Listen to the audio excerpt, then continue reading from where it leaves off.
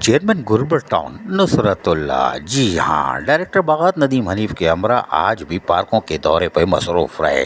Town के मुख्तलिफ पार्कों में तज़ीन और आरइश के कामों का जायज़ा लिया और पहले फेज़ में गुरबत टाउन की हर यूनियन काउंसिल में तज़ीन और आरइश का काम जहाँ तेज़ी से जारी रखा हुआ है, कामों के मुआयने भी करते आ रहे हैं। दौरान विजिट यानी इसके मुआयने के दौरान चेयरमैन गुरबत टाउन नुसरतुल्ला ने कहा कि हमारा स्लोगन है कि क्लीन एंड ग्रीन गुरबत टाउन। इस सिलसिले में कड़ी है हमारी और करीब 10 पार्कों का इफ्तिताह करेंगे। जी हाँ, ये ऐलान कर दिया उन्होंने कि 10 पार्कों का इफ्तिताह करेंगे और इस हम तकमील के आखिरी मराहिल में हैं और ये पार्क आवाम के लिए खोल दिए जाएंगे।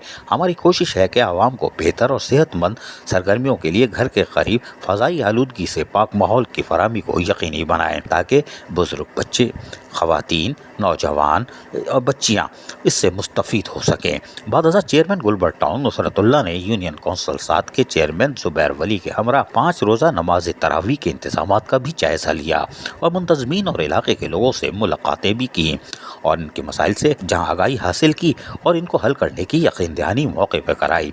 नमाज तरावी के दौरान महकमा बागात और महकमा सैनिटेशन के अमले को मौजूद रहने की हिदायत की कि इस मौके पर इनके हमरा डायरेक्टर बागात नदीम हनीफ ने उनको यकीन दहानी कराई कि वो और डायरेक्टर सैनिटेशन वक़ार अहमद हर हाल में सहूलतों की फराहमी को जहाँ यकीनी बनाए हुए हैं, वो इस अहम मौके पर तरावी के मौके पर तमाम तर सलाहियतों का खुलकर इजहार करेंगे। ताहम यूनियन काउंसिल के चेयरमैन, वाइस चेयरमैन और काउंसलर्स भी इस मौके पर मौजूद थे। अजीज आरिफ, KBS बल्दियाती न्यूज़, कराची। ऐसी ही खूबसूरत वीडियोस फ्यूचर में हासिल करने के लिए रेड बटन पर क्लिक करके और बेल आइकॉन को प्रेस करके हम सबके सब्सक्राइबर बनना मत भूलिए।